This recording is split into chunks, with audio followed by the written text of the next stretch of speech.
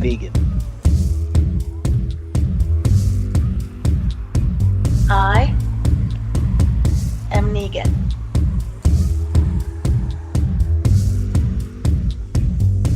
I am Negan. What's up, people? Welcome to another episode of I Am Negan, a TWD Universe podcast. And tonight's episode is for Fear the Walking Dead Season 6, Episode 4, titled The Key. I am your host, Adam Vale. Tonight I'm joined by Dana Abercrombie. Hola. And Richard Bailey Jr. Good evening, ladies and gentlemen. All right, we are the staff and the workers, the worker bees behind the coalition. That's what it is, thecoalition.com. So thanks again for everybody checking out the site, checking out our content, and of course supporting this podcast. Because man, we've been getting a lot of subs and likes and dislikes and follows and you name it, it's been happening. AMC has been showing some love. We've been getting screeners, so all is well with the show, which is great. This is great, especially now we have with World Beyond. Not so many people are happy about that, but whatever, it's still going, right? It's not bad. And then of course we got Fear, and then eventually we will get The Walking Dead proper, and then the Daryl and Carol. A lot is going on in the universe, and hopefully we'll get another comic series. We'll see.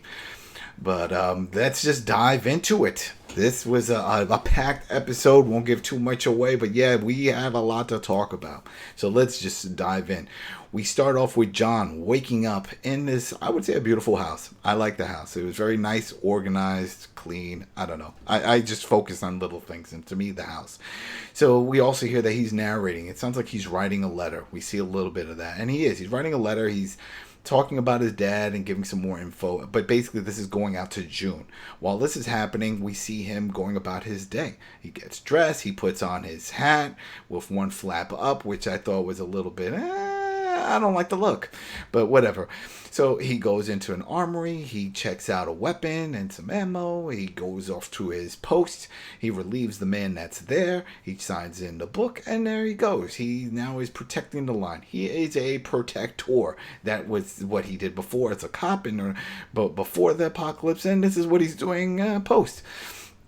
And he seems to be cool with it. In the letter, you hear him narrating, and he's talking about it. He's like, it's not too bad. I like this life. This could work for us. And also, I should mention that while he was doing this whole little montage, walking back and forth, we see, it looks like some times pass. He had walked past Virginia. He's in Layton, so that proves that point. He gives her a nod. She gives a nod. They're on good terms. Everything looks cool here, right? You see now how he is going to send this letter to June. He packs up his laundry, puts this on top of laundry, brings it off to the laundry lady. If you recall, the laundry lady is now Janice. So Janice gives him a nod like, yeah, I know what's going on here. And so there goes that. So he goes back to his post again, all in this little montage thing going on. And this time when he gets to the post, hey, the person he's relieving is not there. So he looks around. Nope, no one's there. It's broad daylight too, and it's a clear open field, so not too much to look for. So realizes nothing's going on there. So the next scene we see real quick, he's knocking on the door of the guy's house. We find out his name is Cameron. I'll just say his name now. They knock on Cameron's door. He's accompanied by some other rangers. No one answers. He peeps through. Doesn't see anyone. Goes around back. Sure enough, we start hearing walking noises. I think we know what happened. Well, we see a fence. The guy had a nice barbed wire fence around his house. There's two walkers tagged on it that are stuck on it, and sure enough, Cameron. So they were chomping on him, and he doesn't look fresh. We sort of talked about it with Dana, but Dana says, hey, these things happen. They just keep gnawing on whatever they were gnawing on, because I'm like, hey, he's not fresh anymore, but whatever, they're doing their thing. So John puts all three of them down, and he's upset. He just can't believe this just happened this way. Yeah, and that's it. Then right at the end, a little montage, you hear him just saying in the closing of the letter that he loves June. So this was an interesting opening. I think it was cool because we get to see John's perspective now. We've been seeing that from each one from the past episodes where we saw with Al and with Dwight. And then now we're going to see the John story and see what he's up to. So what did you guys think of this opening? Dana? Well, I loved it. It kind of showed where he's at. It seems like that whole previous episode, he's kind of like settled in and he's going to play his role on this settlement. and that everyone seems to trust him. Virginia has her eye out, always looking to make sure he's following the rules, but everything seems to be copacetic right now. Also, another part was the tooth scene. Was he has a very bad tooth. It's rotting, and it's a theme kind of for the. I feel like the episode, especially for right now, for which looks, how looks can be deceiving and how something can be rotten from the inside, and we'll explain that later on because it's a callback. So that part I felt was really important, and he has this nagging pain right when he wakes up and when he's brushing his teeth. There's blood coming out. But for this opening, I thought it was it showed exactly where he is in the settlement. It showed his position, the power he has, and that, everything may be copacetic, but you still got the walkers still coming around, which was kind of weird because I thought they would have better fencing because it was just literally just like post and here's some barbed wire. Yeah, that was kind of... And it was short. Yeah. It was like a short fence. Short fence. Rich, you like the intro? The intro to this, the opening scene?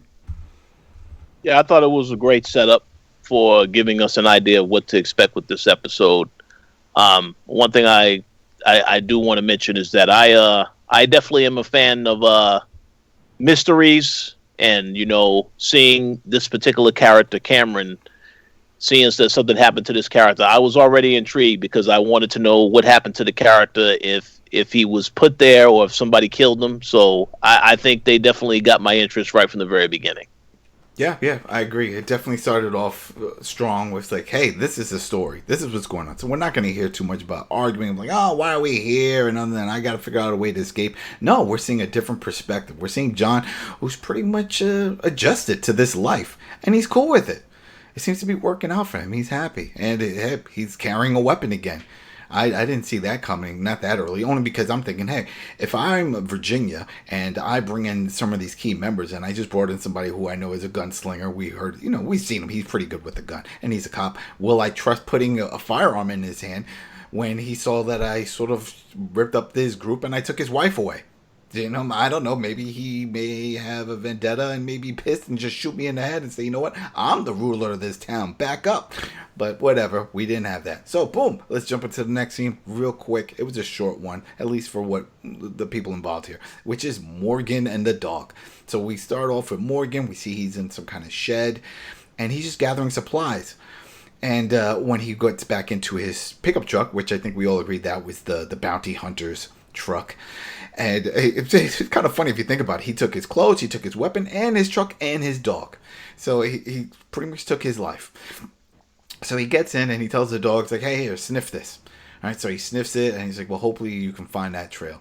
And he says, muffled off, let's see what Daniel gave us, as well. So clearly this is it. This is how it's been working. Daniel goes off to some shed area, drops off a bag of supplies. Later on, Daniel picks this up. And then that's how this whole exchange has been going on. We don't know how they started having their communications. We don't know where it began, but we know this is how it works. Okay, makes sense. Right? Because you can't expect Morgan to get too close to this, the Pioneers camp, the Layton town, without being discovered.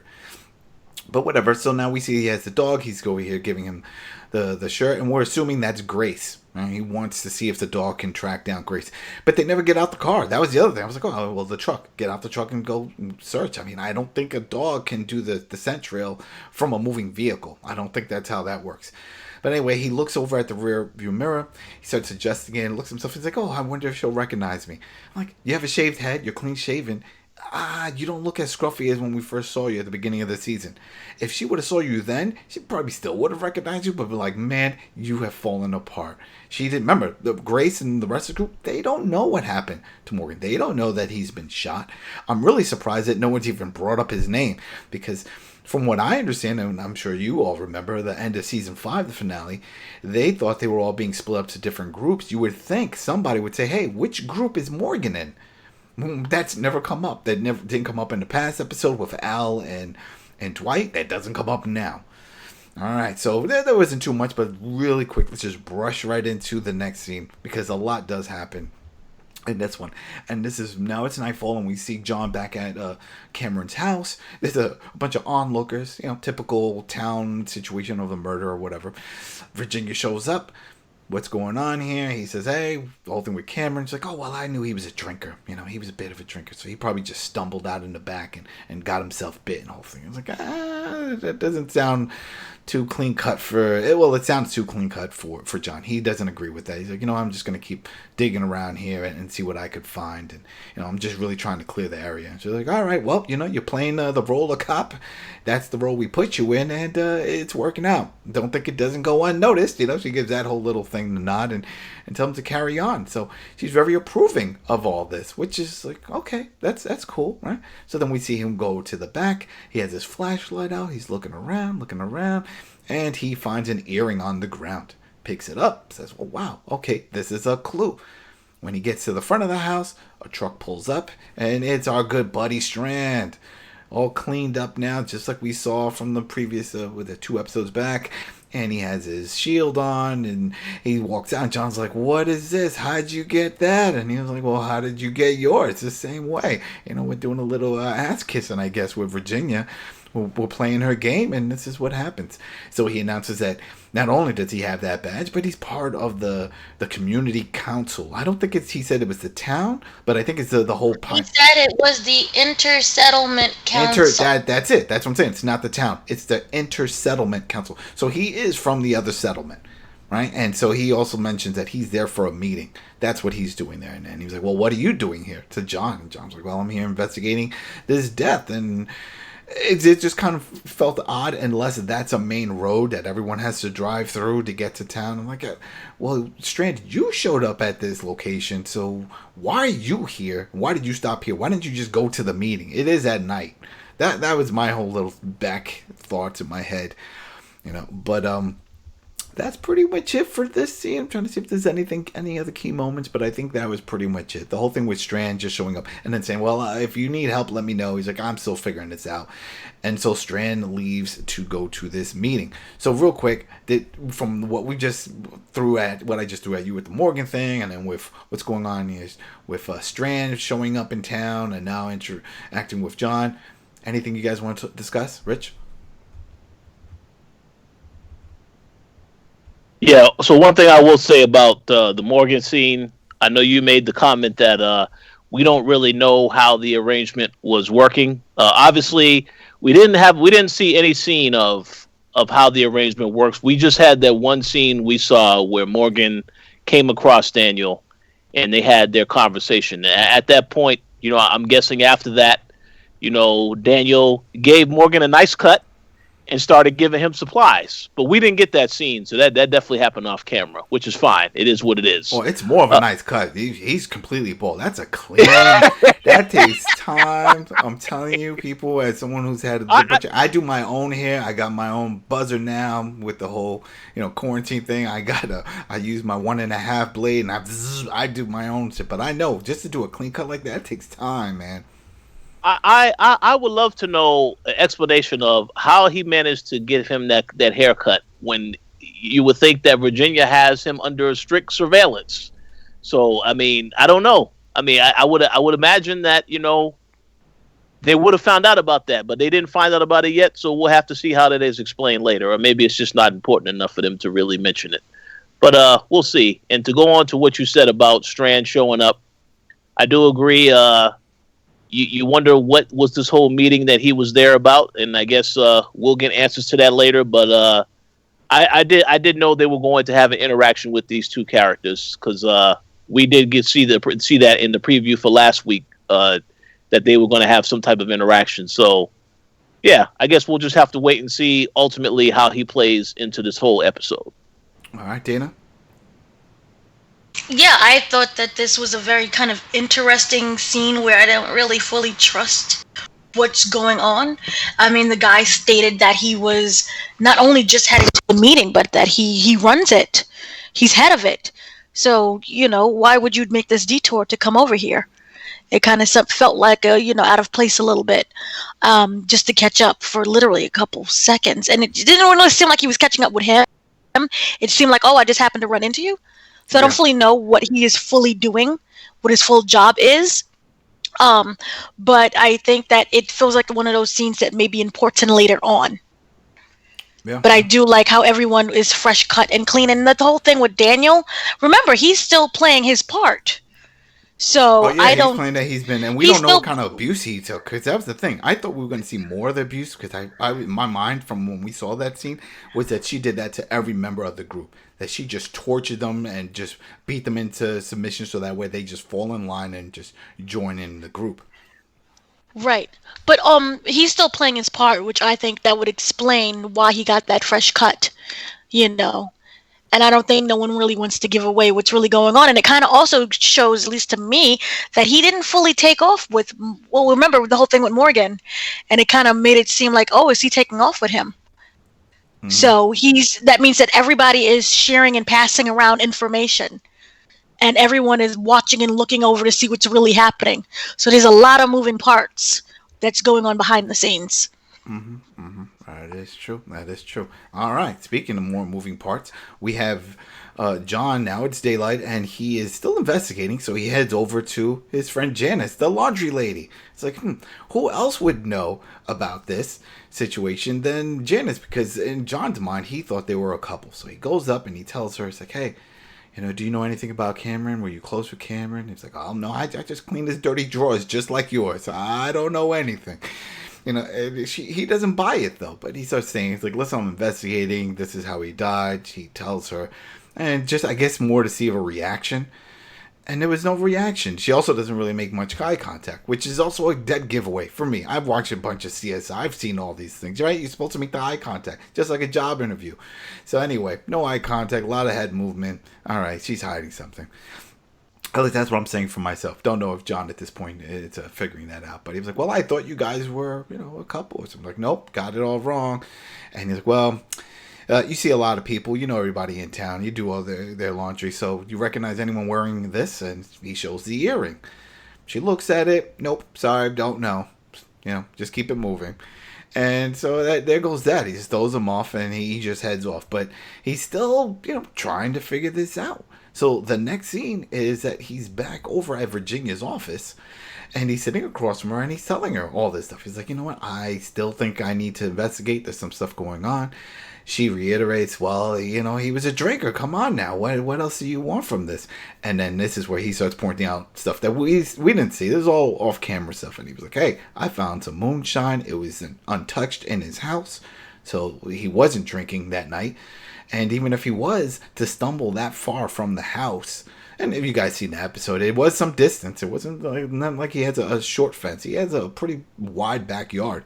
To go that far out, especially if there's some walkers stuck on it, that doesn't add up with him. So he thinks there's something else going on, and maybe there was some foul play. And then Virginia goes into this little story, talking about where she lived in another camp, and there was one man who killed another man over a can of tuna. And just to make an example, and this is something that we had mentioned, and I wasn't going to mention, but yeah, we can mention now. One of the ways that they did to make an example was they tied him up to a tree, they blast some loud music, so that way all the walkers come over and they do their thing. But then this gives that warning to whoever else wants to get reckless and commit these type of crimes. Right. So he was like, oh, okay, well, all right, that's fine, that whatever, And she says, hey, you know what? Don't worry about it. We won't tell the people. I'm going to put double duty of patrol out there, and you just keep doing you. Just keep looking into it. So, real quick, before I go out, what did you guys get from this? Because she's being very helpful here. She does give that crazy story of like, hey, this is what I'm thinking, and what we see later on is what she's applying they're going to do if there is a killer. But at the same time, she's being very helpful with telling him he can just keep doing this. She could have easily just pulled him off at this and said, no, you're going to go back to your post and it's done. So, Dana, what did you think? Well, I don't trust Virginia. I think that she's being too helpful in the sense of that she is trying to see what he's going to do in regards to his actions and how willing he is to solve this case. I also think that it may be another test because remember the previous episode was all about, your what was it? You're the key or the whole thing of testing them. Yeah. He's giving them. And so I think it's a continuation of, okay, here are the responsibilities that I'm giving you now. Let's see how far you're able to carry this out. Let's see how smart you really are. Because remember, they are the key. It's not like a physical thing, which we'll get in later on. But for that part, it was like you're the key to survival. Let's see how smart you really are in this situation. I'm going to give you what you need, but also I'm paying attention to how well you're going to figure this out. I think Virginia already knows, fully what's happening and what's going on, but she wants to see what he knows. I also wanted to point out, this is also, remember the part in the very beginning with the tooth, and it's a continuation of the tooth. As the episode keeps progressing and certain things don't add up, his tooth seems to hurt more. And for me, I'm more like, maybe this is a sign or like a metaphor to show, the more decay that it is, that the whole facade, Virginia's all happy and smiling and sure, let me help you. But she's really like this villain that is going to, destroy the town from the inside out. Yeah. So I thought that was a very important scene, and also to witness, because she said that she witnessed this when she was a kid. Yeah. So she is probably desensitized to a lot of violence and inhumane things, and that she can justify her actions without seeing or having emotion to what's really going on. I wonder if we're going to get one of these flashback episodes for just Virginia herself. If not, maybe through Dakota, she'll start spilling beans. Because I'm really curious to find out how she was able to take control of this whole community. And everyone just bows down to her. There is no second guessing. Well, remember, she's not head. Remember, she's working for someone else. But at least here, but we don't know. But we do know she's in charge of all these different camps. Yeah. So she is, if we want to, quote unquote, a governor of this region. Right. Wherever that. Rich, did you get anything from this, or are you on the same page with Dana? I'm on the same page with Dana. Virginia is obviously one of the key antagonists for right now, the main antagonist, until we see this other person that she is working with. But I also would love to see a flashback episode pertaining to how she has gotten in power, because I want to know why people are afraid of this character. I don't really get a sense of that on a week-by-week basis. I look at how all the people under her, sometimes they can get taken out, and we saw that in episode 2. So I will be very curious to see why they fear her and why they would not try to test her. And hopefully we will get that answer as the season progresses. That is true. All right. Then, speaking of progression, the next scene, we see they're over at a funeral. It's for Cameron. A bunch of people are there, rangers, town folk. We get a perspective from John. He's just glancing around, and he focuses on 2 people, Virginia and Dakota. They zoom in on Virginia's face. I don't know, maybe they were trying to show that she was looking remorseful or not, but whatever. It was a typical blank face of like, yeah, I'm here for the funeral. Dakota's there, which, if you remember, that's her Virginia's little sister. And the person conducting the service is the rabbi, our favorite rabbi from the original group. So once service is over, John walks over to Dakota, offers some candy, says he can't have it because he's got this tooth issue. That's the first time he acknowledges it. We've all seen it, like you mentioned, Dana, but it's the first time he acknowledges now to the viewers that maybe aren't so observant. And it's just like, oh, yeah, that's right. He did have a tooth thing. Okay. So he gives her the candy and says, hey, how did you know Cameron? Were you close? Like, no, but he was a nice guy. He was one of the nicer ones that worked for my sister here. And then all of a sudden we hear this little commotion in the back. One of the rangers pulls over, gets closer to the funeral arrangement going on, and he is with Janice. And he says, oh, I caught her. She was trying to run off and jump over the fence or what have you. And Virginia, and this is something that I found, once I heard this, I'm like, yeah, this is somewhere. He's like, oh, you trying to run away again? Huh? You know what? Check her bag. Oh, really? Check her bag? Who gives a shit? She probably just has, like, food and clothes and stuff.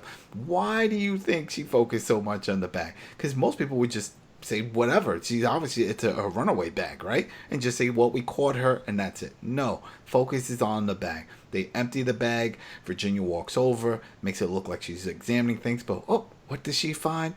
It's the other earring. Now, I don't know if the rest of the town people there knew that that was a piece of evidence that was found. But If they didn't, then I'm sure they would know now that they're putting two and two together. It's like, well, why are they making a big deal about the earring? Well, because John had found one of the earrings. So now here's the match. This is it. So she must have done it. She is the killer. So here it is. We just found the killer. And that's why she was running away, because of the crime she committed. Now, this, I think we all agree. We saw something like this happen. This, again, is just proving, I think, that Virginia is setting this whole thing up. Especially the fact that she focused on, hey, dump out the bag. No one would say that. They would just be like, you know what, she's trying to run again. She ran before, lock her up. But this is perfect timing.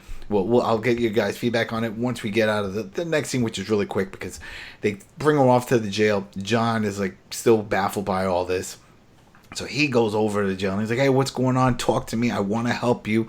This doesn't seem right. And she was like, you can't help me in this. Like, this is it. Can't you see? Virginia already had me picked. I'm picked for it, and now I'm going down for it. This is how it's going to be. And he just couldn't understand it. And so he was like, well, did you really have a relationship? He's asking questions, and then he takes out a drawing. Again, it's something that we didn't see. It was off camera. He said he found it under under Cameron's mattress. Did you do this? And she doesn't say anything, with the whole thing there. And she was like, you know what? Stop already. It's not going to happen. This is just the way things are right now. So, real quick, what did you guys get from the funeral and from this interaction with Janice at the jail? Rich?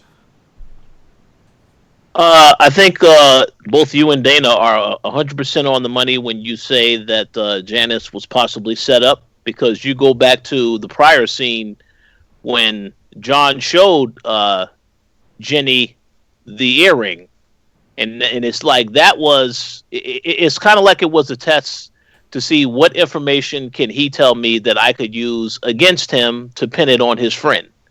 So that's the vibe that I got when I saw that, and it all came together when they did catch her, and they did say, oh yeah, she is the one that did it. Because like you said, Adam, why are you going to tell someone search her bags? That's a very specific request. Yeah, exactly. It's like, you don't do that. And then one of the things that she does mention in this little conversation, she admits that she did have a relationship with Cameron, but they were hiding it from Virginia. And then, the drawing and all that, they were their plans of escaping. They were going to run off together. So exactly. So it 100% makes sense that it was a setup. And as for the whole confession, this again goes to my whole point of what you mentioned earlier. We definitely need a flashback episode. I want to see why Virginia is so demanding, so powerful, that everyone fears her. Because it's like, obviously, Morgan doesn't fear her now, because his goal is to get his people back and take her out doing it. So, obviously, but I want to know, what is it about this character that people fear the character? So they need to explain that more. Yeah, and she doesn't really have a second in command. Like, we saw with Alpha, she had Beta, and a lot of people feared Beta. He was big, he was a monstrous-looking character. She doesn't have any of that. Exactly. So I'm like, where's the muscle? Where's the fear going? Why can't just saying, if someone's fed up with all this, and it sounded like Cameron was fed up with all this because he was willing to give it all up and run away with Janice, why not just take her out? But like, you know what? We're just done with this. Let's just take her out. She doesn't seem like she really has the heavy entourage, I should say, with her. So I don't know. Yeah, and the last point that I will make to add on to what you said, when I look at this character, to me, this looks as though someone who is running things, but they are having all of their henchmen do all of the with regards of killing people, whatever. They're having the henchmen do everything. I haven't seen this character actually kill someone yet, or do something just completely heinous to somebody yet. So I like I said, I really, really do hope they dive more into this character, because you think about how the character was introduced to the show, she just showed up out of nowhere. There wasn't no information. There's nothing in my mind that makes me look at her as a powerful villain, only that she is a dictator who has other people under her that are doing what she wants them to do. So I definitely hope they expand upon her further. Mm-hmm, mm-hmm. Dana, you got anything you want to add? Or? Sorry. Yes, I do. Here's my issue. My first immediate guttural reaction was, oh my God, you can't leave the camp. And right away, that doesn't seem natural to me. Because if I'm providing you with all this food and this shelter and you don't want it, please go. You can go with the walkers and die. You're not appreciative. So again, that facade of look how beautiful everything is, but you really see how there's problems that's really within. You can't leave. There's problems. You can't have relationships with each other. In regards to the picture, remember the drawing that it had? It kind of reminded me of like that Titanic moment. It's a little corny. Yeah. But yeah, that Titanic forbidden love situation. And with the earring, very convenient again, because remember, this I feel was after the conversation that Virginia had with oh gosh, I'm forgetting his name, Dorrit. So Wait, hello? Dwight? Wait, which one? Yeah, with Dwight. Okay. With Dwight. Remember the whole conversation with the earring? He was the one who brought the earring to her. I don't think that John. Oh, I thought sorry. you were talking about something else. I'm like, wait, what? No, I said Dorrit. John Dorrit. Yeah, I called him Dorrit. You said his last name. All right, my bad. I said his last name. I'm sorry. So, remember that whole conversation with John, and it kind of me felt like Virginia would have never known about the earring had John not brought it up to her. So she either went back in or had her people back in to find the earring, the other part of the earring, and throw it in the bag, that kind of thing. Or for me, another issue that I had was when she took off running. It was right almost next to the funeral, and it was in broad daylight, and she was trying to jump the fence that everybody was by. So it was like, where are you going? Yeah, that's not how I would plan my escape. You know what? Maybe this whole thing was planned from the beginning, because the whole thing with the earrings, that could have been her set of earrings. Doesn't mean that it was at the crime scene. It could have just been in his house. And they're like, all right, we have her earrings. We're going to plant one next to the body, and then I'm going to take the other one for the big reveal moment. And that's how I'm going to get both of these people that were going to try to run away out of the picture. True. That could be thing. Or maybe it was like, it just didn't feel natural. Yeah. Everything felt forced. Even her running away, how she did it kind of felt forced. Like, oh, everyone in the town is at this funeral. Let me go and run. That's not the problem. The problem is, why would you run so close to the vicinity where everyone is at? Yeah. It's like you want to be found. Yeah, and so that you could take the fall for whatever is really going on. Yeah, and later on she brings that up, and we know she had no plan of really running because she can't live without this guy. So. No. All right, so then we'll jump into next season. I mean, next season. We got all the screeners. Yeah, there we go. We got all the screeners. We're going into season 7. So scene 7, all right, that's what I have written in my notes. Just we're back at Virginia's office because right before, while he was having a conversation with Janice, one of the Rangers walks in and says, "Hey, Virginia wants to talk to you." And I'm sure it's because somebody's spilling the beans. It's like, yo, John is really taking this whole investigation serious. Now he's over here interviewing or interrogating, whichever way you want to see it, with Janice. And maybe this is where she's like trying to put a stop to it, because he goes into her office. She offers him some fresh strawberry jam. Again, this comes up with the tooth. Hell, does she even know about that? Maybe she does. I don't know, because it was kind of awkward at this moment. She's like, oh, we know things are getting good here. Taste this. And he can't. He's got this tooth problem. All right, so he's over here saying that none of this adds up, and he's got some other things going on, and she's like, you know what? She's going to put a stop to this. Because at this point, and when they're bringing up the earrings, and then she starts bringing up the letters, right? And she brings, if I remember right, she said something about the letters. There was something going on within the letters, and he was like, "You read that?"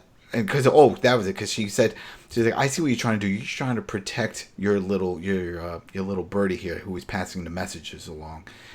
And she's like, he's just quiet. He's like, "What? You read the letters?" Like, he automatically says it because he knows. And she was like, "Oh yeah, I've read the letters, thanks to Cameron." So that throws in the whole thing. I was like, well, Cameron, what was he really doing then? Because if he was doing it, if John is giving the letters to Janice, and Janice is supposed to be passing along, I guess he's doing some pillow talk with Cameron and saying, hey, guess what? I got these letters. Maybe they're all reading it together and having fun with it. I don't know. But somewhere along the lines, Cameron knows about these letters and then has been passing that info to Virginia this entire time. So she basically says, listen, I know everything that you're up to. I know what you've been doing. Okay? And I also know what has to be done. So she is going to be put up on, she's going to be executed, and she's going to be made an example of.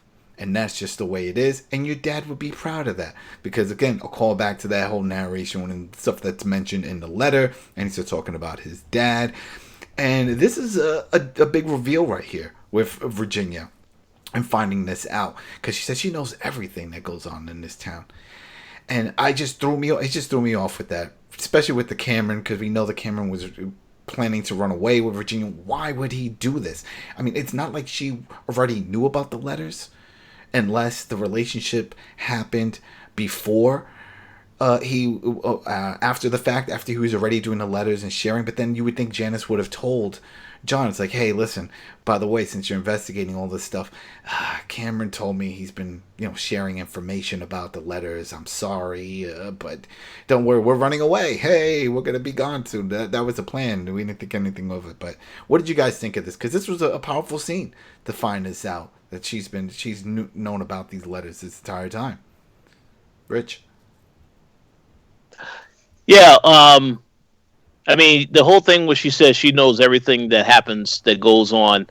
I mean, I don't believe that she knows everything because her sister Dakota, you remember we saw in episode 2, her sister Dakota sneaked away to the other settlement. Yeah. So I think they showed that to let you know that the sister might be a potential issue for one of the weaknesses, definitely one of the weaknesses of Virginia. So we'll see what happens with her moving forward. But yeah, I mean, I think they had to emphasize that this is someone who is a threat. That, again, we knew already that everything is a facade, as Dana had mentioned before. So we just got to reinforce the theory that yes, Virginia is in full control. She knows everything that's happening at these places, especially if she is stationed at the same facility. I will believe that she would know everything that's happening. And of course, that whole thing with delivering mail, I believe she has the power to say and do whatever she wants to do. If she sees that John is sending these letters to his wife, she's going to say, well, yeah, I want to check that over, read that. Make sure he's not telling her any sensitive information that could pertain to them trying to escape in the future, stuff like that. So it's definitely believable. Now that I think about it, after you bring that up, I was like, well, maybe that's how the relationship started with Cameron and Janice. Maybe Virginia sent Cameron over, hey, inspect everything that's coming in and out. So sort of like a prison. And that's good. When he looks through, he finds this letter. What's this? It's like, oh, it's a letter because of his wife. He's lonely. Stuff. And remember, she had mentioned later on in the scene that she was lonely. She's like, hey, I'm a lonely girl here, and you're a lonely guy, and this whole thing. And they can relate on that level, and that's how they paired up. So maybe that's how this whole thing happened. It was that type of thing. He was sent over there to inspect, and poof, magic, love. Very possible. I don't know. Mm-hmm. Dana, anything you want to add, or you want to keep going? Yes, I want to just say this. Prison. So, like in prison, because I've watched enough like Unsolved Mysteries and Law and Order. Oz? I watched Oz. Okay. I watched all of them. Prison, they read your letters to make sure there's nothing sneaky going on. Mm-hmm. And they listen to your phone calls. So, I don't think that Virginia was singling out just them. No, but that's traditional methods when they do the mail stuff. This was sneaking it into the laundry. Yes, but I think that she's fully aware of what's going on. And even with the laundry thing, I think that she knows. The thing about is just the sister. I don't know if I can trust the sister because I don't know what's going on with the sister and her situation. We'll I don't know if she's someone who's going to turn or someone who's working for her because you need to, kids can get into certain things that adults can't get into. They play up on that, oh, I'm sweet and innocent, I'm just a kid, that kind of thing. Mm-hmm. But I don't feel that this is something that is just being singled out. Also because the place itself just seems like it's run like a prison. It just looks really pretty. You can't leave. You're not allowed to have certain relationships. It's just kind of, it's weird. Something's off. So I think that people have different tactics and ways of which they think they're sneaking and doing things. But Virginia, I don't know. Remember, she's underlings. I don't know what's really going on with that, or it's your spies. Because remember, we saw the whole thing with the key. She has people. It may not be a lot of people, but she has people. Mm-hmm. So, yes, I don't I don't fully trust what's going on, and I think that Virginia is smarter and knows more than what she leads on to be, and that she has the way to manipulate people's emotions and feelings, and that way she can get them on their side. And the I think this whole episode was a chess piece between a chess game between Virginia and John, of trying to up each other on intelligence in order to find out what each person knows. Yeah, I think at some point she was sort of trying to play into the whole thing that John was a former cop and figured he would try to investigate and just set things in motion from. But then he just wanted to keep going, and that's what led into this whole conversation of her spilling the beans. Like, I've been reading your letters, because once he starts saying, I need to do more investigations, I want to examine the body, she's like, all right, I had enough. We already have the person in custody, and this is what's going on. So the next scene is right after this, sort of like what you were saying with the Dakota. So he walks out of her office. Dakota comes up, asks him a very odd question. It was like, hey, you used to be a cop? Did you ever shoot anybody? And I was like, oh, yeah, that's what I had to do that, things. And she's like, don't trust my sister. She's hiding something. And then Virginia comes out, and she's protecting someone, she said. And Virginia comes out and says, Dakota, get in the house. So it's like, oh, shit. So she's got to get into the house. But she knows. I don't like the whole little mystery thing. Just go out and say. It's like, I think she's involved in all this. All this is a setup. You used to be a cop. You need to keep digging in on this. But whatever. Yep. Why is she always there? She's got nowhere else to go. She's always there to the point where it's just really convenient, and it's just John. Yeah, there's other kids on the camp. I know, but she doesn't like the other kids. She wants to talk to these people, the adults. She wants to get involved. She wanted to escape. I know, but remember, she wanted to escape. We're stranding them. That was her thing. She was ready to get out. But, so that was it. There wasn't too much into that. The next scene, you see that John is in bed. He's stressing out over this whole thing. It's just not adding up. So it's at night. And what does he do? He goes to the gravesite. And this is where I sort of triggered right now what you just said when you said John during his last name, right? On this grave for Cameron, it just says Cameron. They didn't add a last name. They never mentioned a last name. I think last names don't matter. So even though some characters do have it, others don't. And he clearly does not. They didn't mention it during the funeral, and they don't put this on his cross. So anyway, we see John digging up the grave. He needs to go see this body for himself. He needs to examine. So he's examining the body. Finally gets there. He starts examining. He sees there's a big slit across the throat. All right. So as he's doing that, a walker, I guess, from the noise, and this is the thing I don't get, because didn't they show that they have a fence around? Planted. Because that whole scene made no sense. That whole thing was planted. Right? Yeah. Walkers were sent there. Yeah, that did not add up. What? Didn't make sense. Yeah, I definitely thought that was a setup right there. They were going to try to have him killed. Because, they just came out of nowhere. Two of them.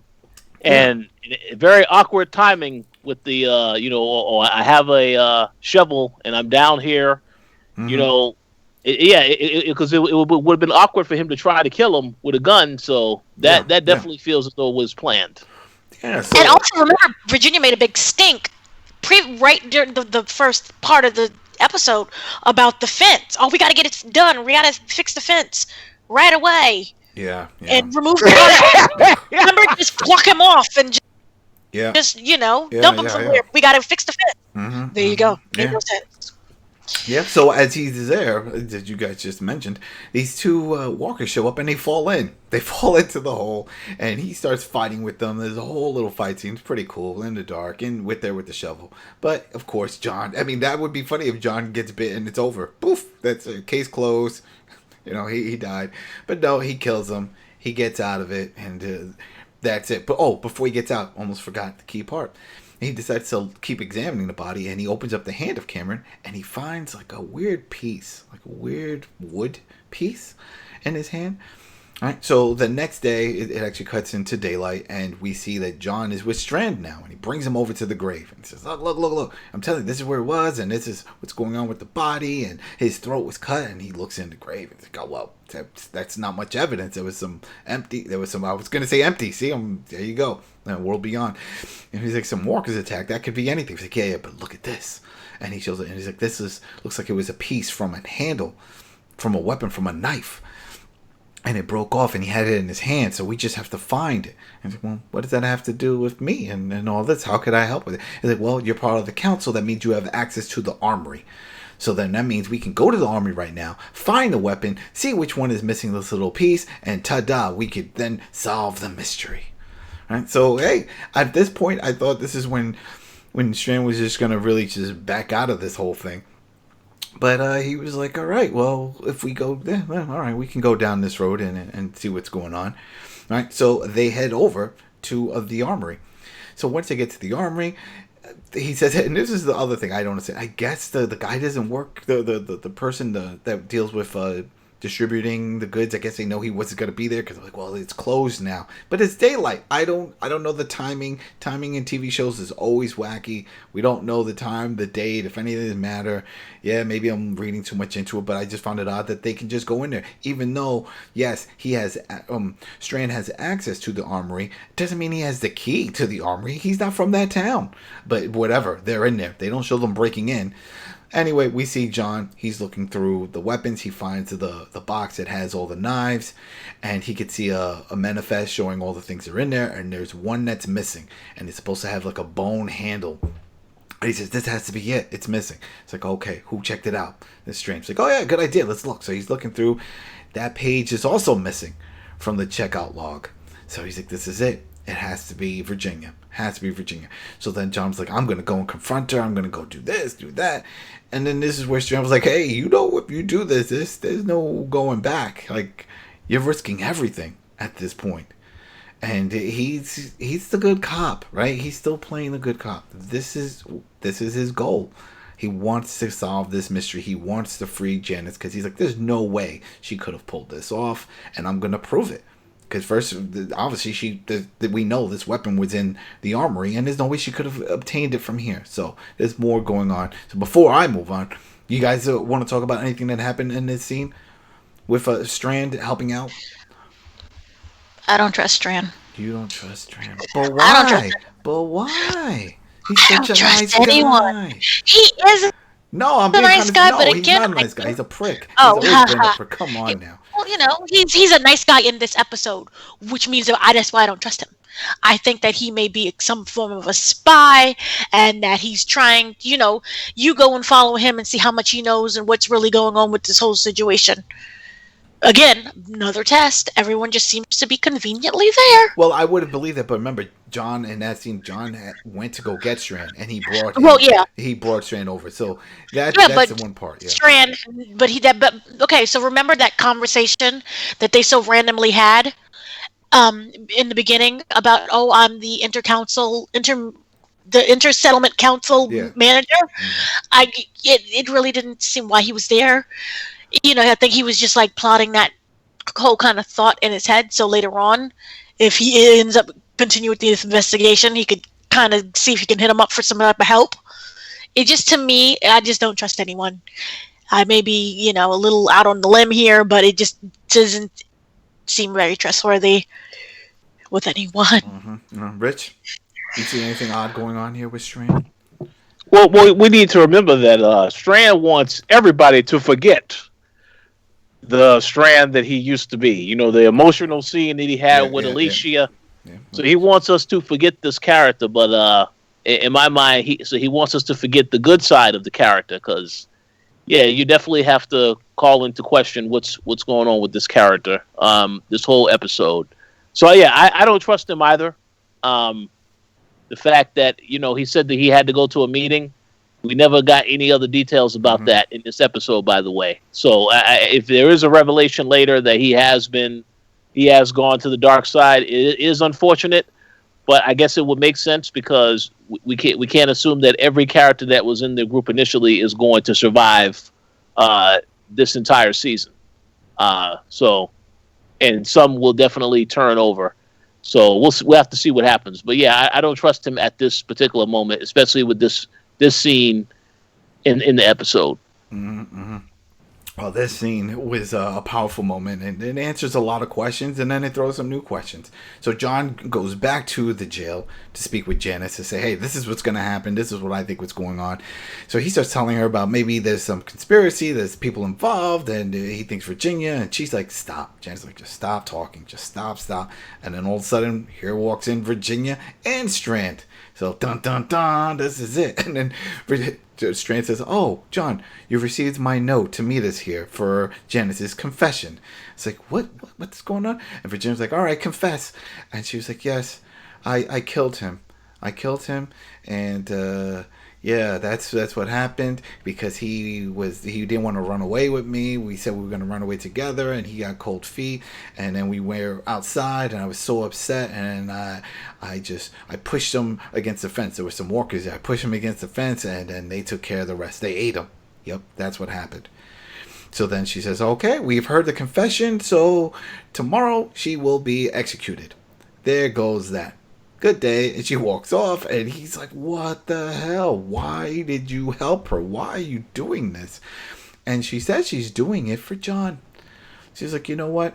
I know my fate. I know what's going on here, and there's no way of me getting out of this, but there is a way of you getting out of this. She's like, Cameron had 2 gas cans full, and they were under the floorboard of the house. Grab those. Go a few miles out of town. I forgot what direction, but she said it. And you'll find a dirt bike. That was going to be our getaway. Go find June. Get out of Dodge, because nothing good happens here. Everything falls apart. So that was very emotional to see that, because he's still like, oh no, I can get you out again. She's like, leave me. It's done. She already gave up. She already gave up on this. And she even said, she was like, you know what, she had an attachment with Cameron, and she only saw a future with him. And the fact that that's gone, she doesn't see a future. But she sees a future for John and June. So it's like, you know what, I'm done, but you can keep going. What did you guys think from this? Because this was a powerful scene, because this is it. Big reveals here, a lot going on here. Did you think John was just going to go back to the house, get the gas tanks, jump on a dirt bike, and head off to go find June? Dana? I thought that it was very emotional, but again, I didn't trust that was really her actions. I didn't feel like, oh, she wants to die because he died, and I can't live without him. I don't see that. I see that it was because we don't know why, but it may be something much larger. And remember, again, if she did flee, she would be running her entire life. Because I don't feel that Virginia is someone that's a forgive and forget person. She will constantly try to hunt you down and to find you so that she can just kill you. Which again doesn't make sense for why she started. Remember when that fence scene of her trying to escape and like, oh look, here's the earring. It felt like there was something else that she wasn't telling us as to why she was accepting towards death, and I don't think it was because of her man. Mm-hmm. It was much larger. Maybe it was a threat of her family or her friends or something else. But I don't think, again, it was just for a man. John, I think that he was maybe also coming a little too close to finding out the real answer in regards to the blade thing. And that's when Virginia was like, nope, we just, end it and let's just call it a day. Because also remember that whole scene was like, oh, I was just here looking for you. Mm-hmm. As in she already knew that oh gosh, I forgot the woman's name already. That the Jennifer, Janice, right? Jennifer? Janice. Where did I get Jennifer from? I'm old. Okay, I felt that, it was way too, again, another thing of that convenience of like, oh, I was coming to get you. She just confessed. She's going to go and confess again. I think that. Well, remember the way Strand played it off is like that he gave him. He knew what John's plan was, because remember, and he told him earlier in the armory. He's like, "There's no way out of this." Like he thought this was a bad idea. So I think that's why he decided to do this whole thing. But then again, we'll find out more info on that. But you can keep going.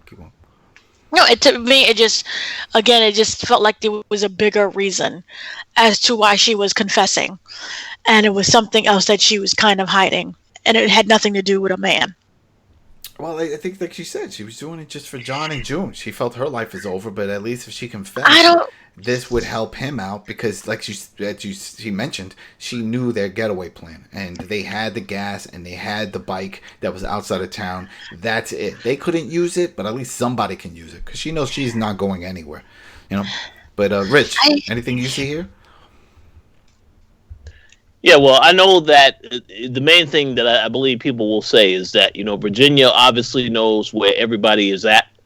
I guess that was the only explanation as to why they fear the character, because they fear that if they did something wrong, the character could hurt someone that was a part of that group initially.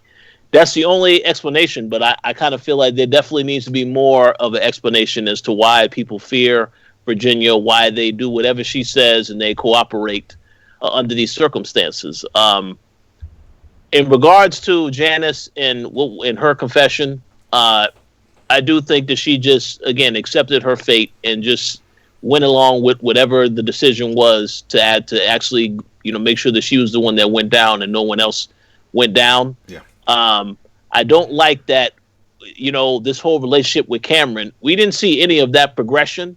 Although I will say, at least for this show, at least for now, it is fair to say that at least we know that there was someone that she was messing around that exists, which I can't say for the same for World Beyond, because we haven't seen a Will yet. Yeah. But yeah, we seen that this guy was dead, so yeah, he did exist. But yeah, we didn't see no progression in that relationship. That's why it's not really a person that you care about. You care about Janice because you've seen her on the show. But this relationship, we didn't really get any insight into that. But I just feel at the end of it, she just decided, yeah, I'll just go along with whatever my fate is, so I'm going to just cooperate. Yep. And the Will next... is in our heart. Yeah. Well, the next thing we see, and it's almost like these old noir films. We got the detective here in case it's John is a cop. He's sitting at home at night drinking some whiskey. But then again, I don't think it's so much drinking. I think he's using that for his tooth. Because he never came off as like a hardcore drinker. Like, yeah, I'm going to start boozing when I'm down on my luck and I'm upset. Sure, there's some of that, but whatever. He's drinking some whiskey. There's a knock at the door. It's the rabbi. Rabbi just comes over to say, hey, listen, just so you know, she's being executed at daybreak. So that's what's going on. And he's upset. He just can't believe this. But then he tells a very interesting story. And this was a great story. Talks about his dad. We all know his dad was a cop. He said his dad was hunting down a serial killer. Eventually, the dad and some of the other officers, they find a serial killer and they bring him to justice. But unfortunately, they don't have any connection between the serial killer and these victims. But they all know he did it. So the dad was looking around the house and he found a purse all the way in the back of a closet, right, and at the serial killer's home. Brings this in. They tie it to one of the victims. Case closed. They were like, yeah, this is the guy who did all this. Rabbi was like, wow, your dad was a hero. He said, my dad planted that. He knew. And the rabbi was like, but was he 100% sure that? He was like, yeah, everybody knew. But this is what he had to do. He had to break the rules to make things right. He kept emphasizing making things upside down right, or right side up for people to see. And that the other officers, part of this team, they knew this. They agreed, but they always kept like one eye on him, never fully trusting him. And he said that this haunted him and it ruined his relationship at work. It also ruined his marriage. I don't see how that could have happened, because I'm sure if he would have told the wife, she'd be like, hey, you just got a killer off the streets. But whatever. He tells the rabbi. Yeah, he tells the rabbi. He's like, well, it ruined the marriage. This dark secret that my dad had and what he did. And he says, you know what? And it's going to end up ruining me too. All right. So he has plans of doing something similar. And he says, hey, listen, here's a letter.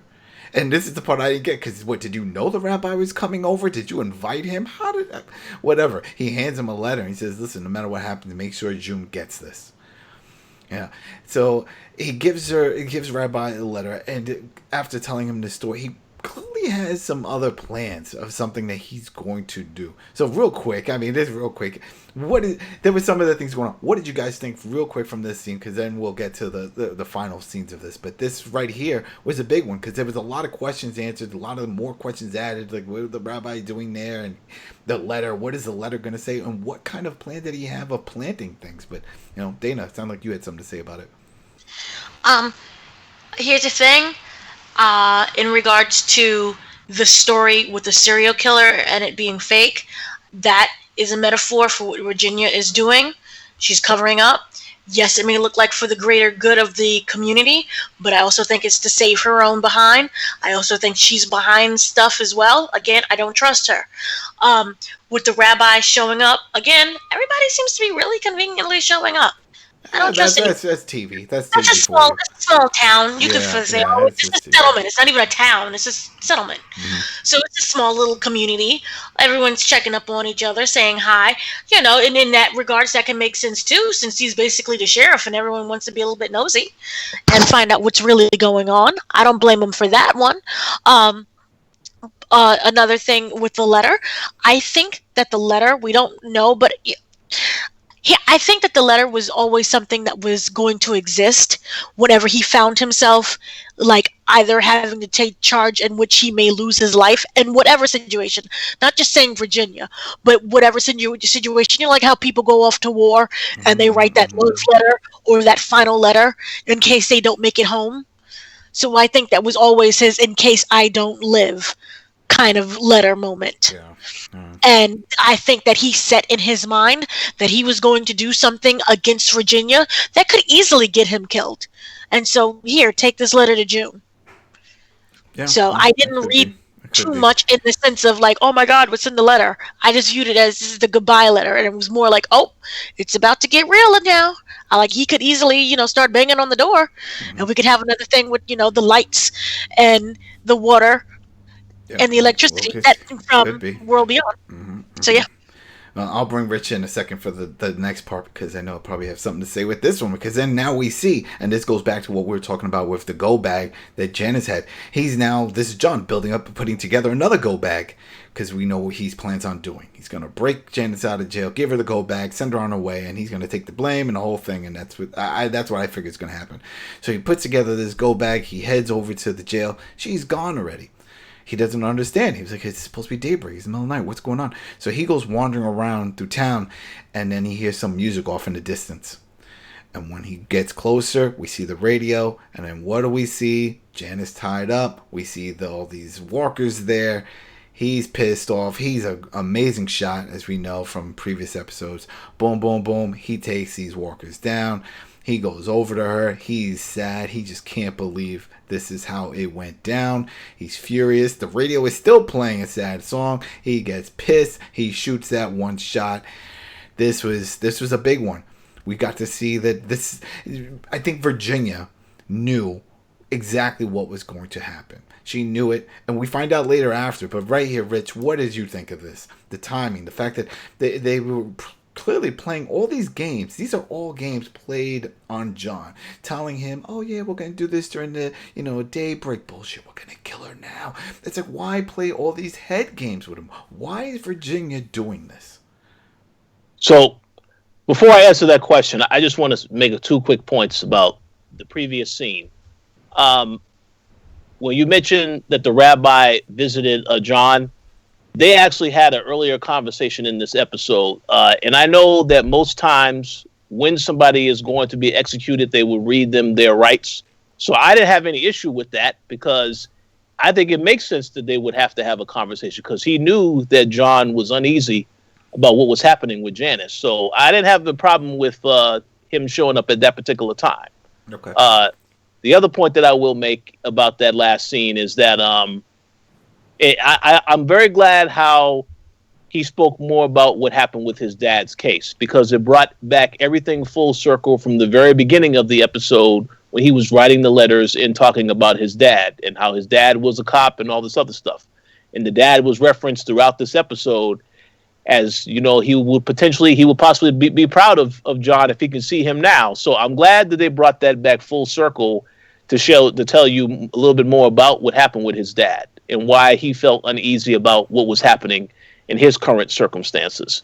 Now, to go to this main scene here, I have to honestly say, this for me is what made the episode excellent because as a viewer, I mean, obviously we were told earlier in this episode about what was the tactic that Virginia used in the past? What was the tactic that her dad used in the past when they found out there was someone that they couldn't trust? So as a viewer, this whole episode, you're brought on this journey as to wondering what's going to happen with Janice. I don't really think it was predictable because I imagined that they was going to show the execution when it was actually happening, but for them to just up and decide to just do it at an undisclosed time, to me, I thought that was excellent because, again, as someone who's watching the show, you are right there with John in his point of view as to what's going on. So when it actually happens, it's even more of a gut punch for you to find out the same exact time he found out, well, he was too late. Janice still got executed earlier and got taken out. And it obviously was a setup the whole time. And I hope that eventually, as the season progresses, we'll find out more as to what exactly happened and who was the one that has been setting up the people. But yeah, I to me, I thought this was the best thing about the episode because as a viewer, I'm on this journey with John, and then I get the gut punch when I find out, well, it's too late. And just like that, Janice is gone. So I thought that was excellent. Mm-hmm. And that's what makes this The Walking Dead, because anybody can die at any time. So, yeah. I also noticed it feels like they're killing off all the side characters that were from the original group of last season. Mm-hmm. That's what it feels like to me. Like we're slowly seeing it. We saw it in the other one, and we're seeing this now. I think this is what's going on. But Dana, anything you want to add here, or before we get to the next powerful scene? Because a lot of these scenes, a lot happens in these closing scenes for this episode. Yes, this was the ultimate power play. Remember, again, that whole thing, the whole episode to me was just games between... It was a game to Virginia. Mm-hmm. And she allowed him to do whatever he wanted to do in regards to this case. And when she finally said, no, I'm tired and done, it's over with, she's the one who put a stop to it by executing Janice way earlier than when she said she would. Mm-hmm, mm-hmm. So it was a power struggle, and it goes to show, I'm still in charge. You may think you have a piece of, what would I say? A piece of power. I gave you that power. I'm the ultimate one who is powerful in this situation. Yeah. So, and it was sad, and it was well acted. Even when she was the zombie thing, and she was kind of, that crawling and. Yep. It was like a sadness to her. And when he had to execute her and put, the gun to the skull, you could see like the pure pain in his eyes. He went up to her and was like, "Oh no, Janice, not her." Yeah. And with the shooting of the radio and pure anger, it was beautiful masterpiece. Yeah, it was a great scene. And then it leads to another great scene, because it's daylight now, and you see that he spent all night, putting together a grave and putting her in. He did a burial for her. He didn't just want her to just stay out there as a walker, a dead walker. So he buries her. He heads into town with gun in hand. He's headed over to Virginia's office. And then at that moment, you see from the church, the rabbi and Strand walk out. It's like, hey, wait, what are you doing? What are you doing? You can't do this. And he was like, did you know? He goes to the rabbi, did you tell her? Did you tell Strand? Did you tell anybody? Because of the conversation that he had. And he was like, no, I didn't understand. And then Strand said he came out and he said he told her. He said, I told her that Janice was a flight risk. I cracked up when I heard that. A flight risk. They're using that term here. A flight. And you see John use the butt of the gun that he had in his hand and knocks him down. Right? He's heading over to Virginia, so he's pissed off, and Strand gets him and tackles him, and a whole fight breaks out. They start brawling, they're punching, they're doing the whole thing, they're tumbling around. John gets on the mount, starts doing some ground and pound, and I was really surprised by this, because John looks over at the gun that's not too far off, and he reaches for it. And I was like, man, that's going kind of far. Are you really gonna just shoot this man dead? Like, is this what's gonna happen? But I guess at this point he was so pissed of everything that just took place that he didn't give a shit, and he saw the Strand as the enemy. And the rabbi quickly kicks the gun out of the way. It's like, no, you can't do this. And he's looking at Strand, John is, and Strand was like, I did it for you. This was Janice's plan. I saw her and she told me what she was gonna do. This was all for you, so that way you can go on. She's all banged up, and John is just in disbelief, and he gets up and he just agrees. He screams it out. He's like, Janice was right. Like, this town, everything falls apart, and it's horrible here. And he just walks off. And I was just going to just jump over to the next scene, but I mean, do you guys have anything to say here? Because this was, I don't know. I mean, we answered that question that we just had before. Was like, how does Virginia know all this stuff? Well, we find out that it was really quick that Strand went over and he talked to Janice, and then Janice said, "Hey, this is my plan. Go tell Virginia. Set this whole thing up in motion." It just seems like a lot of backtracking, a lot of underworking overnight just to get this set up. I don't know. It's something about it didn't mesh well with me. It didn't feel right, but whatever. Dina? Yep, this goes right back to the tooth. Remember, it's rotten to the core, and everything falls apart. It looks pretty, but it's falling apart. Yeah, everything falls apart. And you'll see like the exact next episode and how that even plays in part to that as well. But not the exact episode I meant scene. I love this moment because you get the kind of pure, raw emotion from John. And like he's sick and tired of playing everyone's games, and that he is just furious at this part, and it's furious because if you look at it, it wasn't a crime in the sense of she's planning to run away. It's not like she's planning to slaughter the whole colony or camp or whatever you want to call it. She was trying to run away to be with the man that she loves. That's not a crime. So to die so also violently, it was just so sad overall. And also, to cover up something else. Because it's all a cover up. Yeah. It's just like it was just sad, and that whole scene was raw. And I don't think that he was going to shoot him. I think it was more like, maybe hit him again with the gun. Or some type of way to scare something into someone. But I didn't see him just running off and start shooting him at all. The gun just happened to be there. Because remember, he could have easily just walked up to him and be like, bang, bang. Yeah, no, he definitely could have. So maybe he was going to use the gun just to get more info out of him. But he didn't need to because Strand just opened up while he was taking the ground and pound. He just told him, like, yo, that wasn't my idea. Janice had this all planned out. I just followed through. We're all doing this to protect you. I was doing this to protect you. So you can continue on in your life. And Rich, I'll get your insight on the next scene because this is the one that I found a little disbelief, and maybe you can answer this one. The next scene after that is just seeing Virginia on the steps, and John is standing right next to her, and there's a large crowd, and she's thanking everyone for showing up, and she's thanking John. She's like, yeah, he solved the mystery. He solved the crime here with the Janice and with Cameron's death and all that stuff, and he's a hero. She thanks him, says he's a hero. She gives him the key to the town, does that whole thing, and she says, hey, there's some perks that come with this. And he's sad. He's not smiling at all. He's looking across. You see Dakota staring at him.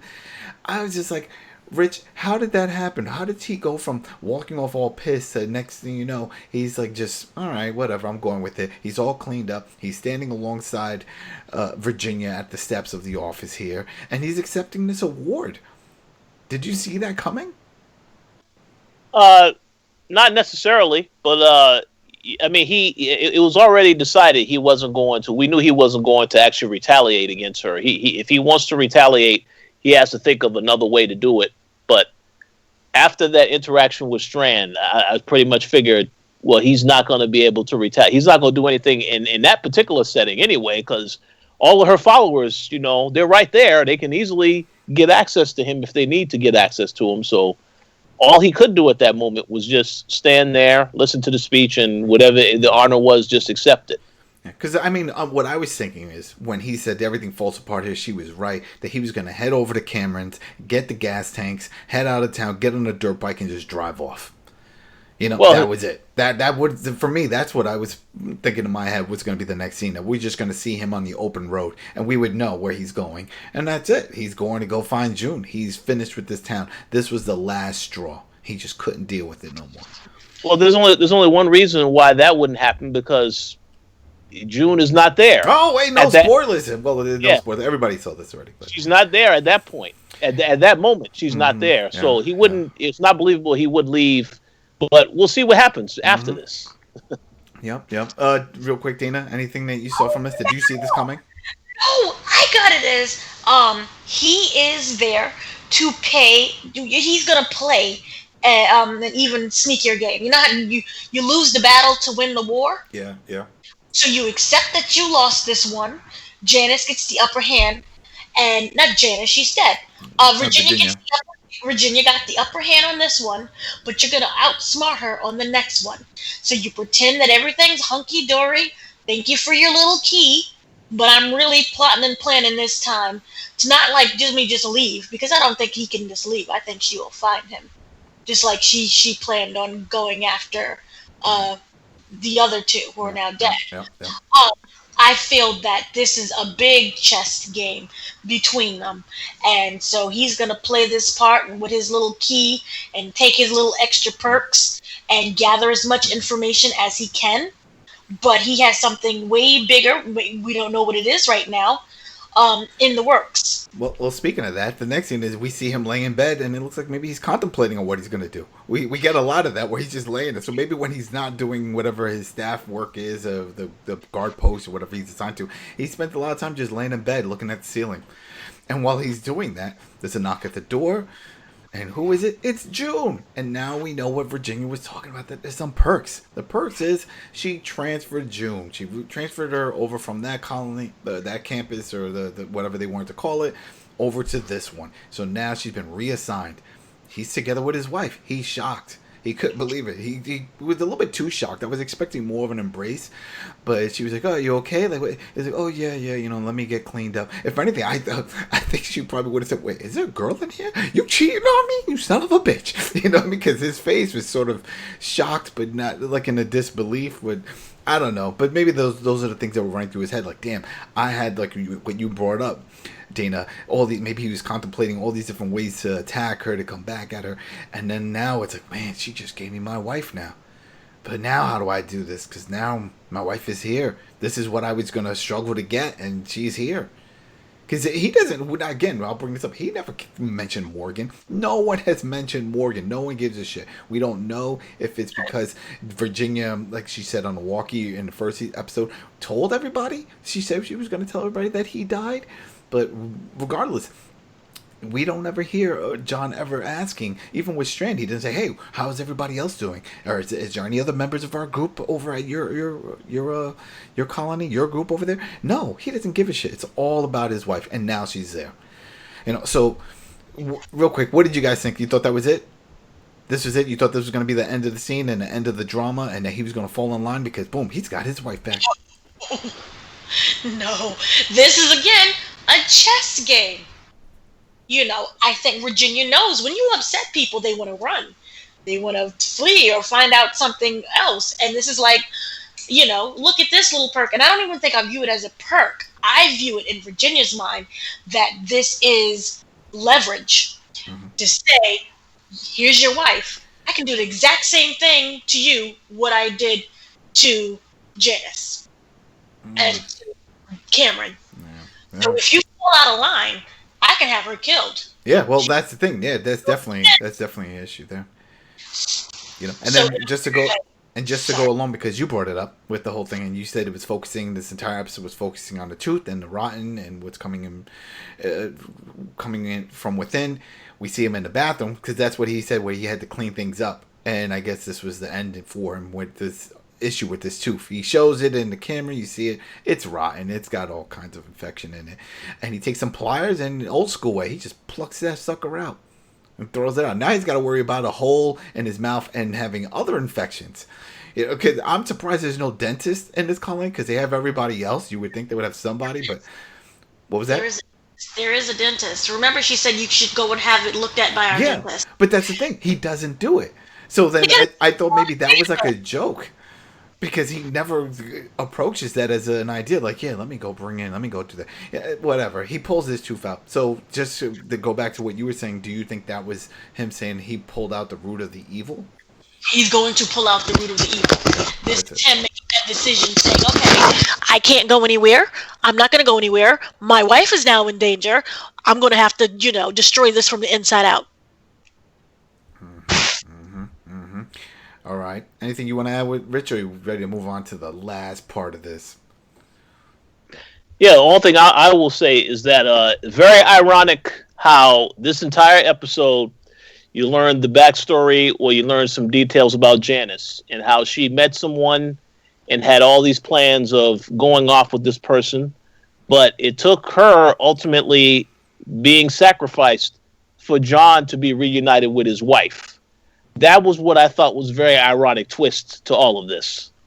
So I to answer the question, I do believe that they certainly are going to try to escape in the future. I mean, they know information on how they can escape, but again, Yeah, we'll have they to know see. the gas tank is still there under the house. No Yeah. one else knows about that, and no one knows about the stashed dirt bike. He does, so he knows those two. He can easily now just say, "This is easy for me now. Let's just bounce. Let's go. I have my wife. I don't even have to go look for her. Let's just leave, start a new life." Yeah. So we'll see ultimately how he plays this, because obviously it's going to be a calculated way that he does it. So we'll see how that comes together. All right, and this is it, the final scene. This is a very impactful scene, and this one goes to Morgan. Morgan, we're seeing now in a pickup truck. He's driving with the dog, and he's just talking to the dog and have his whole little thing, and he seems to be very relaxed. And all of a sudden, which is also kind of ironic because it's a big open road. You could see everything from a distance. There's no buildings or anything. Boom, he gets hit from the left side, his truck. All right, it spins and it has a little accident, but he seems to be fine. He looks at the dog is fine. So he gets out of the vehicle. He has his battle axe, which he obtains from the bounty hunter. He approaches the vehicle that he hit. The driver's side opens. You see a guy crawling out, and who is it? It's that guy that was hanging out with the other dude that was spray canning on top of the end is the beginning. It was those dudes. All right, so that guy gets out, and he's looking at him, and he's like, where's Alman? I think that's what he said. He kept saying the guy's Alman. He was like, what? And he's like, well, Virginia knows what happened to Alman. And he's like, who's Virginia? So right there, that's a big piece of information, because now we know that those two men and that group of the End is Near, that cult, whatever it is, they have no connection to Virginia. They don't know. And that also tells us that in the first episode, when we saw the bounty hunter collecting the key, we know that that also has nothing to do with Virginia.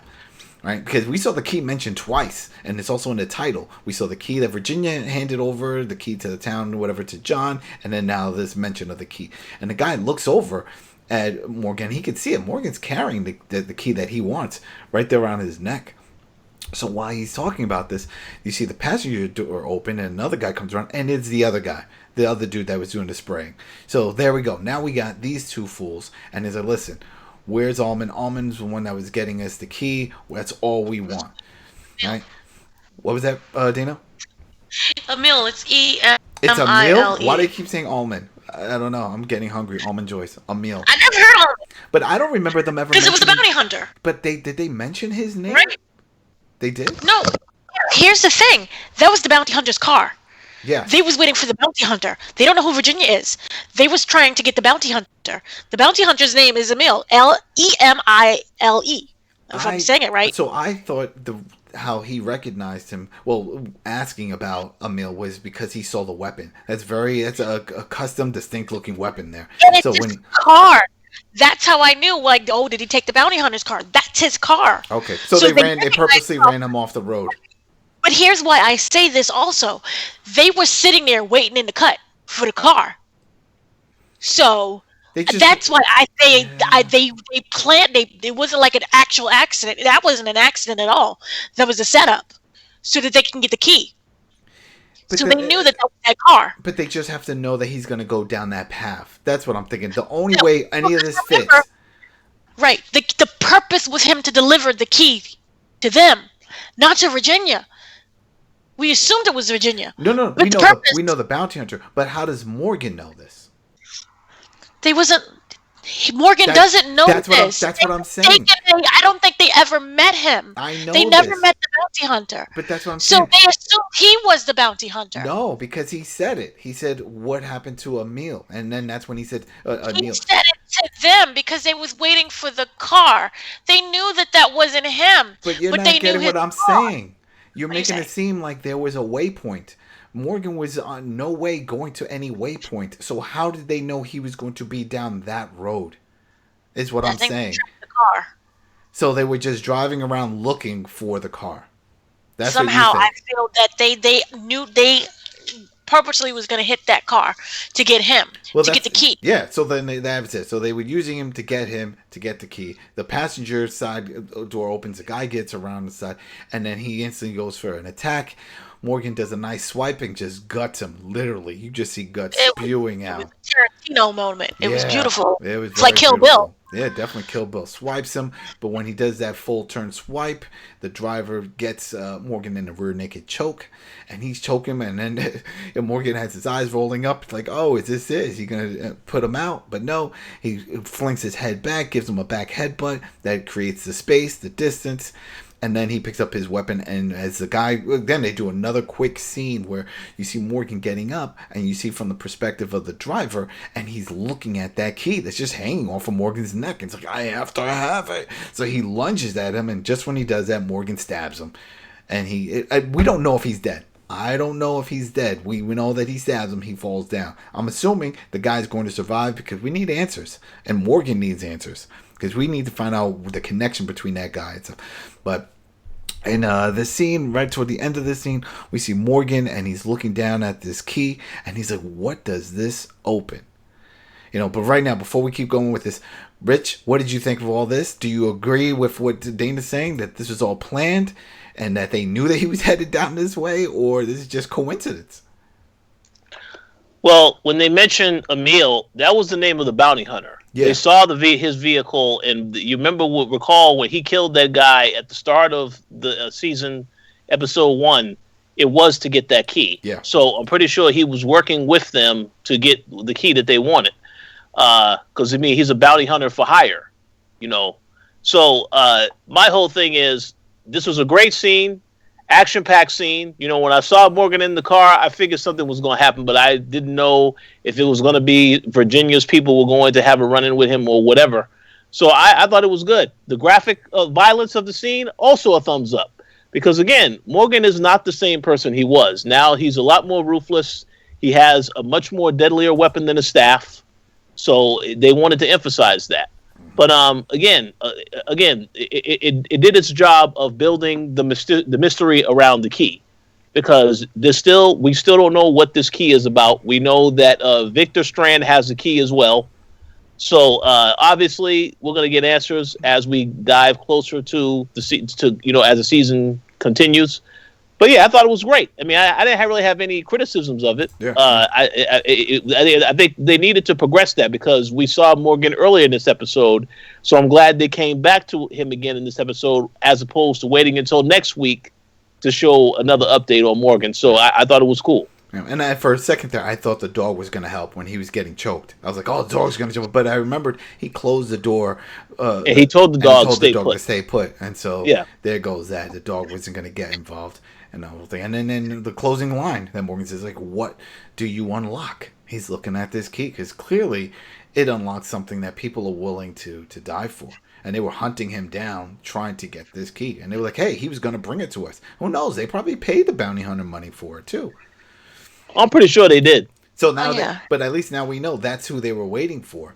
They weren't waiting for the guy, because we thought that the bounty hunter killed, at least I was thinking that the bounty hunter killed the guy to get the key to bring that to Virginia, but that wasn't the case at all. It looks that's not what it was. Yeah, it looks like this guy ran off, and they hired the bounty hunter to find him to get the key back. The only thing the bounty hunter was supposed to do for Virginia was to kill or capture Morgan. She made that very clear, that that's what she wanted.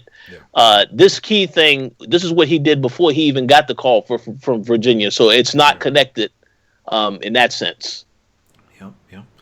And what? Oh, nope. Sorry. Keep going. No, I just wanted to say that I find it. Also, okay. So a couple things. This thing, because I googled, and Google's amazing. When you have a key, remember when we saw the beginning as the end and as the beginning, and they was literally straight spray painting the submarine? Yeah. And it was like, oh, what does it unlock? You need keys in order to actually control a submarine. I never knew that. Yeah, you need keys for everything now. Oh yeah, but I thought it was like some type of code. I'm just, let me discover. So I feel that somehow it could be connected to that. Also, if you really think about it, so far we have 3 keys. In the sense that, remember the episode, The Key, where she viewed John That's as an this is actual the key. as the key. Well, this is the key. Well, I mean, the previous episode before that, remember when they was in the warehouse and they had to like with the zombies, and he was like, "See, you're the key." He's like, "What the heck are you talking about?" And then she gave him a key, a symbolic key, at the end of this episode. And also, we have the key that is around Morgan's neck, which is like, what is this unlock? So I think, this is gonna probably obvious is gonna unlock a lot of either secrets that was regarding to Virginia. Also, we remember we have the CRM is connected. Um, and also we have World Beyond. So I think is going to start unraveling a lot of the mysteries that even we never kind of thought about in order to get to the much larger picture. I don't know if that's in terms of the movies that's coming up. I don't even know if they even started writing the movies, but I think that this is going to be one of those huge kind of. Well, I feel that this season is going to be like a huge one. The one good thing that at least I can go off of is that with Fear, and pretty much Walking Dead does it as well proper, but the Fear, every season they pretty much end so that way we know what took place. So the main arc or issue that happened at the beginning seasons, all those get answered by the end. And then they usually do a cliffhanger and they lead into something else, like what we just saw with this one with Virginia and shooting Morgan and all that. This is the new arc, then the new story, but the old one was already solved. So I have a feeling whatever happens with the key, we will get that answered within this season. So there's a lot that happened in this episode. This was a longer episode, actually. I think it's one of the longest ones we've done. But there was a lot. There was a lot of information and a lot happened. So again, thank you for everyone tuning in and subbing and just listening. Thanks for the support. It was great. And again, this was our review of Fear the Walking Dead, Season 6, Episode 4, The Key. And we will see you next week for the next episode. Was it Episode 6 of World Beyond? There's only 10 episodes of that one, so that's short. So we only have a few more weeks of World Beyond. And then it'll just be about Fear. All right, everybody, for Dana and Rich and everyone else over at the Coalition, thanks again for your support. You can follow us on YouTube and on Twitter and on all that jazz. I am Negan. You'll find us. All right, everybody, thanks again. Peace.